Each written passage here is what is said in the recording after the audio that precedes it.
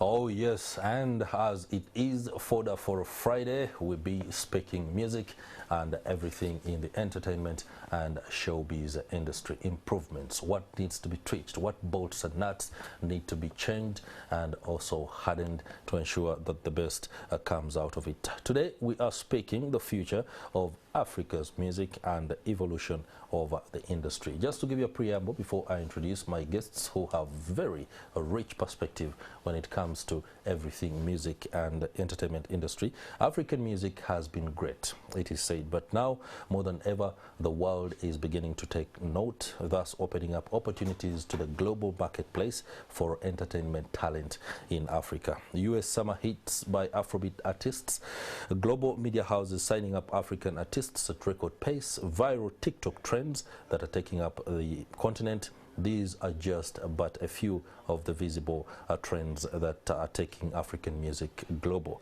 The opportunities are plenty. The industry is being touted as one that can boost economies, foster regional and global integration, as well as skyrocket individual artists to global stardom. The challenges, however, remain in tapping into this enormous potential, as many Africans find themselves working way below their own potential. In the studio this morning, we have usual suspect, Andrew Kaggwa, seasoned arts journalist, and of course a man rich on perspective. He has a lot to share. We also have Baba Raa, Mr. Ramah Muyinda, the reggae man. I would have loved to start with a little bit of a reggae tune, but that would be a little bit too much asking. However, welcome to the program, gentlemen. Thank you. I'm going to drop the structured nature of talk, and then we begin to tackle this from a very open-minded perspective. There's a lot that is going on within the music industry. There's also a lot that is not being tapped. First and foremost, as a preamble, just Mr. Baba Raa, take us through what you see as the trend, what is being missed, and for those that have the eye for the opportunity. Well, thank you so much. Once again, good morning, NTV. And we are glad to be here speaking music once again. Yeah. Like I previously said, such initiatives and programs are not done as a one-off. Will really help see Ugandan arts and entertainment going to the next level or competing on the global market. So the situation, of course, everyone now agrees that technology has taken over. The advancement of technology is really getting us more recognition. And speak of TikTok, speak of the streaming. What is still lagging behind is us as a country. We cannot still speak of expensive internet, poor connections, regional imbalance, and you know, the unwillingness to invest massively in the sector. However, for the content, Ugandans are really creative. We are one of the most culturally diverse countries, and I think it is so sad that sports shines more brighter on the global scene than arts. Yeah. Wow, interesting perspective there. I think a little bit later we shall know the distinction, what makes the other outshine this, whether it's actually individual talent or because there is a structure of a support system. What do you make of the trend? There is need to push it on all fronts when it comes to improving the quality of music, from the conception, production, to the marketing, and then by the time this music reaches the consumers. What is your bird's eye view of the state of affairs? Okay, like you see, there was the time when I used to tell filmmakers, like, I understand your plight, understand you're yet to get there, because at that time I think there were many things we were lacking.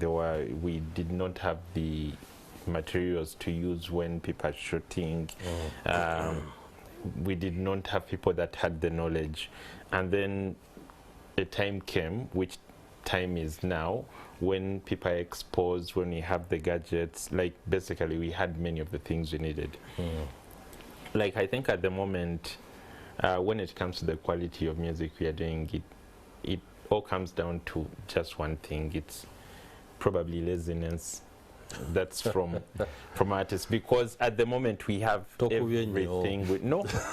At the moment we have everything we need to actually make a quality song. Like, people have plush studios, like even in places you don't expect them to have the plush studios. They have the latest softwares, the latest gadgets, like they can do everything. I mean, you'll be so shocked that those quality adverts you hear of big brands on radio actually recorded in Uganda. Like, no one is flying out to record an advert. And yet when it comes to the quality of music you're putting out, it all comes to a fact that, one, most people are still doing music as a by the way, like yeah, let me do music, let me just do it. They are not very serious about it, and the moment you're not very serious about it, like we see it in the results you're bringing out. But when it comes to we have the people that can produce that quality. You have people that can play instruments. You no longer need to fly with your unfinished album to London for someone to mix and master it. We have people that can do very good mix and mastering, but we still have very many artists that are not very serious. Okay, before we came on air, I was speaking to a gentleman who espoused the importance of not only formulating strategies, but to execute them pretty well. And I think the music industry has a lot of strategy when it comes to how you roll out the music. But then again, we have a culture that might not support the effective consumption or even betterment of this music. There is a song that is currently being played, and something about, is it Chai Wenjai? Yeah. When you are in a taxi or a bar or a place of where people do converge, and then this particular track is played, all of a sudden the energy levels around rise. I don't know whether it's because people quickly relate Chai Wenjai, and then, but that is not the kind of track that would move somebody in Malawi. Okay?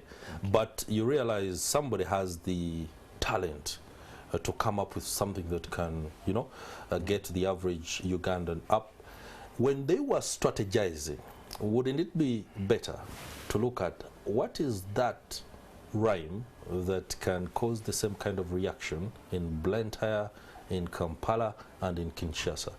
Do you ever think like that when you're coming up with some of these songs, you as an artist?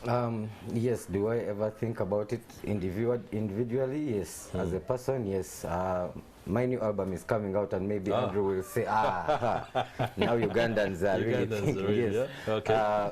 Like you said, right now we have everything. We have no excuse. We can't give any excuse as creatives. I'm signed to Voices and Beats. It has a branch in the States, but it's just here in Makindye. So, and we are doing live production. So this shows you that, you know, we don't have any more excuses. However, like you mentioned, most of our artists are still thinking Uganda. They are still thinking Kanchikube Kampala, Kastaba Pite Gulu, what. The song is Chai Wenjai is good, the concept is good, but it can't cross to Malawi, like you said. It can't go to anywhere. No one would really pick it. Yet, there are songs like, what was that song of, that one of Dying. People when they were falling down. Just, you know, crossed over. Oh, Abba. Those were songs that just crossed over, you know, when no one was understanding what they were saying. So, yes, strategically, we've not had that kind of support system, you know. We don't have really a streamlined support system that let an artist, when I go to studio, who am I writing with, how do we create, what is our target groups, and then worst of all, when you come to executing or releasing the product, you just drop it there. You're like, Ruja kutambula. Do you think, I actually choose to differ. Like, one, the mistake you made was saying when he was strategizing, like that was, like there was no strategizing, like there wasn't strategy in there. Like, within his frame of mind, there is no frame of mind. He didn't sit down. He wanted to trend. Oh my God! That music is still not there. That music is one of the reasons why I think internet is doing bad than good to the music industry. Songs like Charlie Wenjai, us being here and we can actually sit down and we're like, we have an artist, he's called Alien Skin, and you listen to his catalog and his entire catalog is a hook. Like the entire, like you listen to each and every one of his songs is literally a hook from 1990s Jamaican music.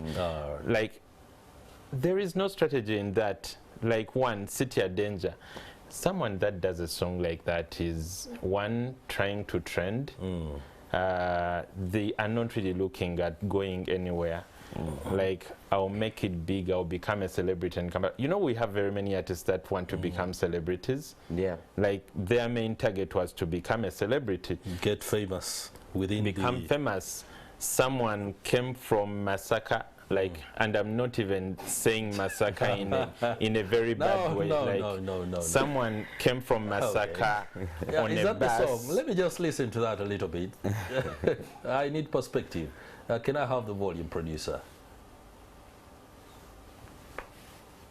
Okay. Hello, producer. I need the volume of that. So we shall get. I can quickly relate. Anyway. But you see, the thing is, you. Oh, no, that's.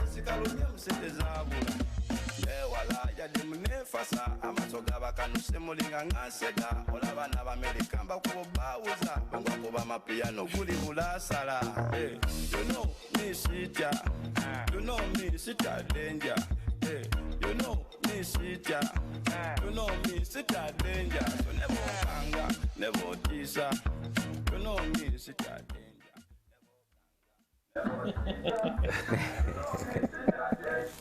What you see there is a young man who has momentum within his veins. And that is very important when it comes to creation of good artistic products. However, he doesn't seem like he actually wants to be enduring. Okay? And enduring, that is in terms of music that is going to play for the ages, which is pretty much very important. Is that something you're trying to tell us? Most of them are just trying to trend for a moment.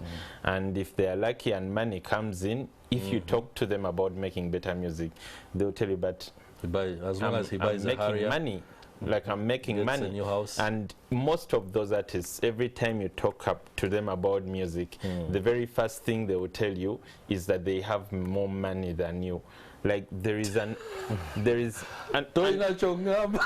you see the dangers, like, cause for example he talked about the artist from the artist that did that trending song where people are dying. Like you see, at the end of the day, when you try so much to trend, it can only help you for a time, because that person did that song where people were dying. Like we don't know the name. He did not manage to do a second song. Like very many people like that cannot even sustain it longer. Baba Raa, yes, please. When I was watching the All-Star game that is in the NBA, I saw Nigerians making it. Yep. And when you look at Ruga and Ramah, I don't know, when you listen to a song like Calm Down, well, you can understand it's really global. The vibe is understood even by the Filipino.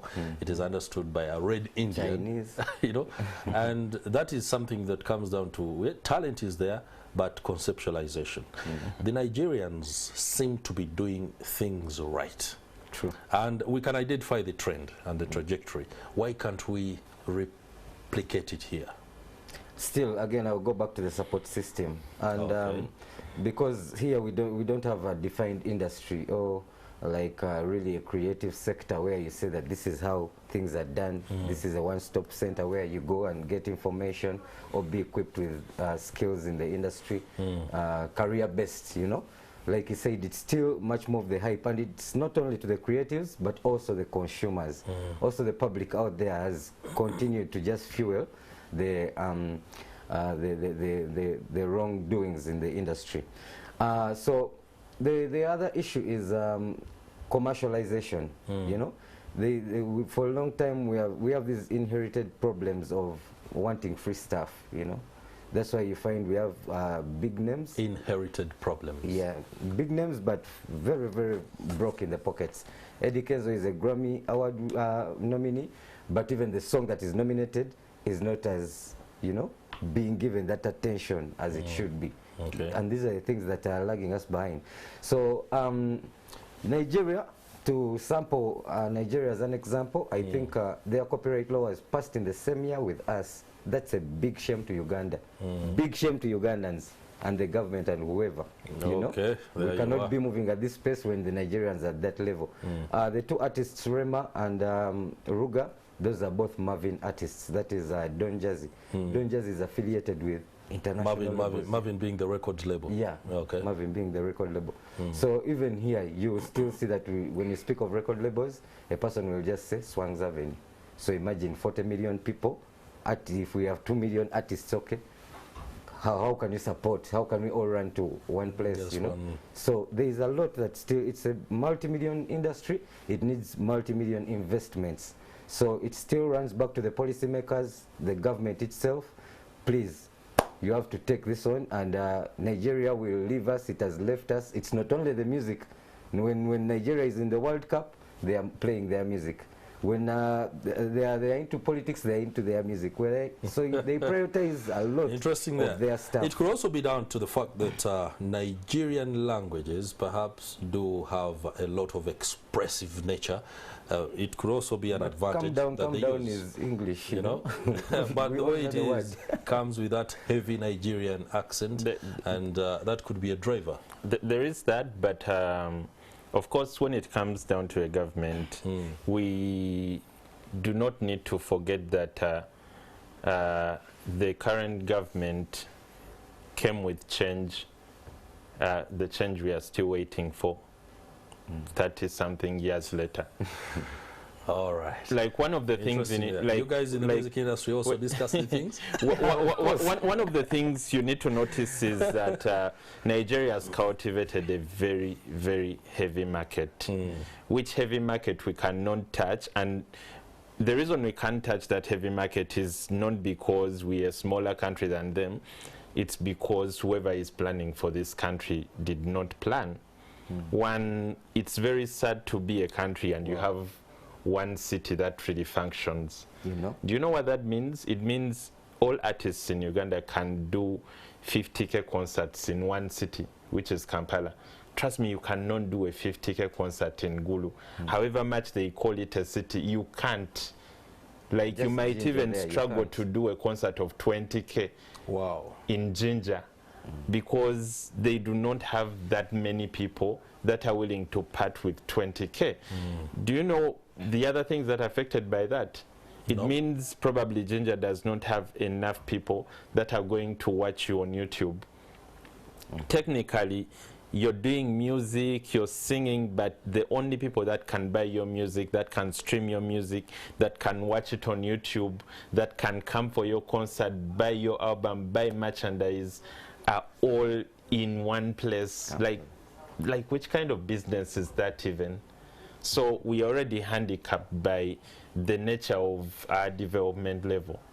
But interesting. Though when it comes to the copyright, like some things are even so simple. It's so simple to tweak some of these things. Like we have about, I don't know, probably more than 2 million funds that come into Uganda. And you're asking yourself, so how much tax is gotten from these funds to go to URS, to go to UPRS, because UPRS is the one in charge of our copyright.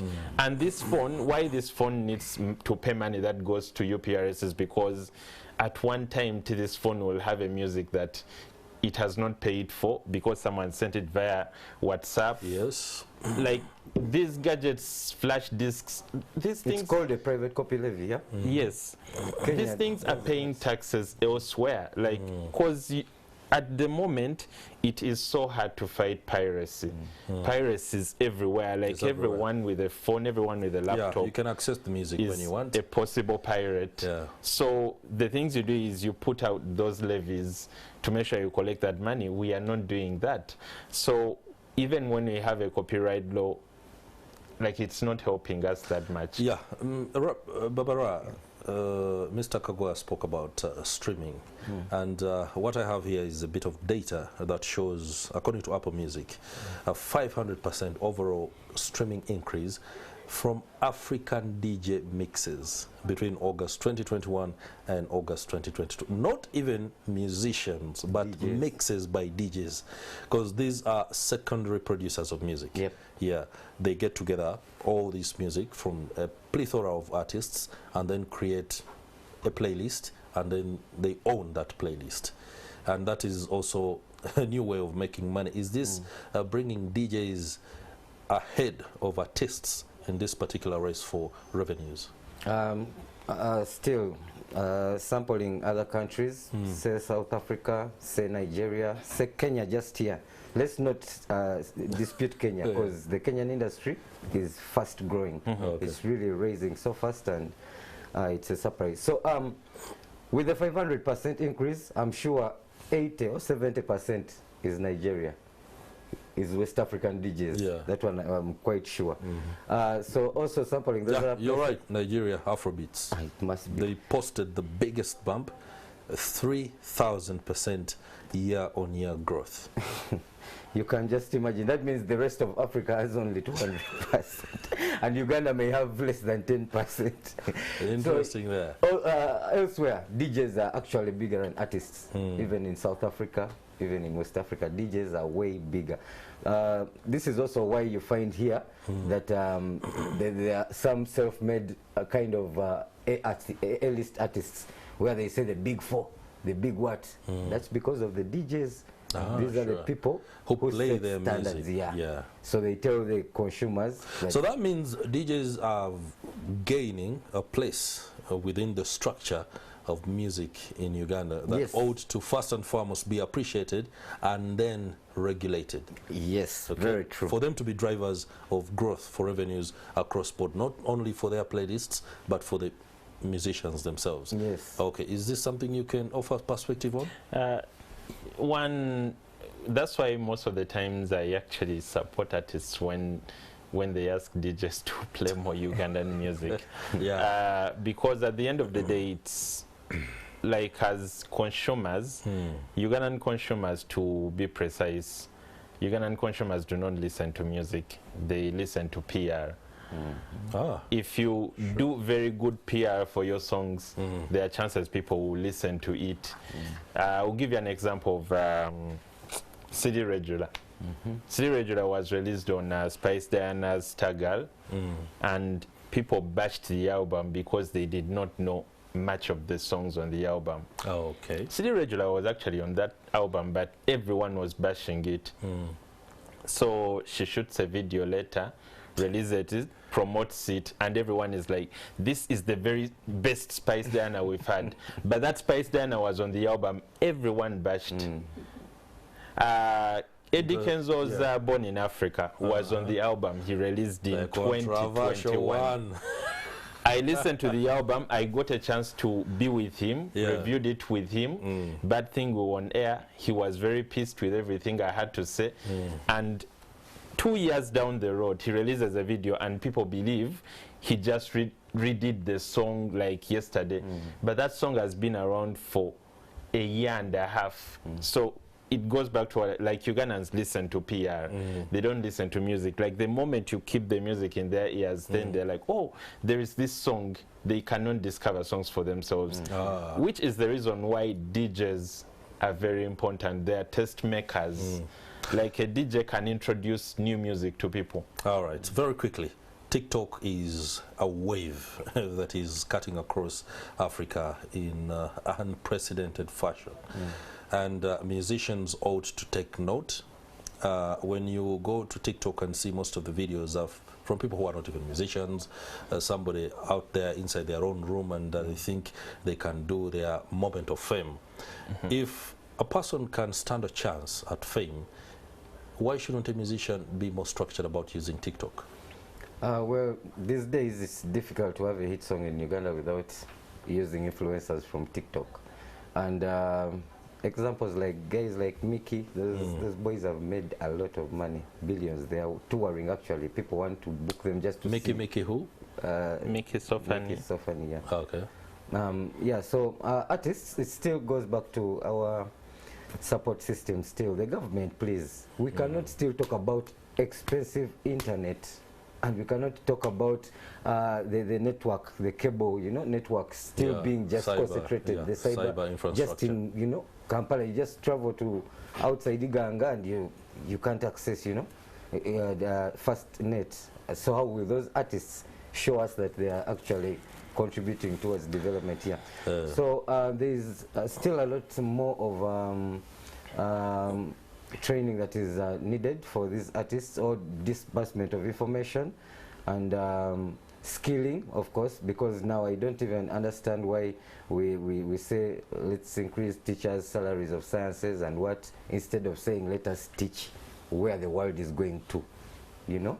Wrap this up for us. One, TikTok is good for music promotion, and I think at the moment each and every manager has a budget for TikTok, creating challenges and everything. The only problem or the difference between Uganda and other countries is that where other countries you find people on TikTok trying to sing and they're actually talented, in Uganda even some of the famous artists we have are not really that talented. So just imagine what happens when TikTokers join music. Interesting. You get Kididi, you get those people that are talking about Leta Mama no Wange Kube. Like, oh, yeah, there is a song like that, and it's famous. It's famous here. So yeah, TikTok would have been, it's good, but in Uganda it's still doing a damage. All right, gentlemen, time is not our best ally, as one of the icons of our broadcasting era usually says. I'll advise out there, do not advocate for a fight between your mother and another person's mother. We shall take a break. Stephen Mbide shall be on board to bring us the latest from the ground where he is. So stay with us. We'll be right back.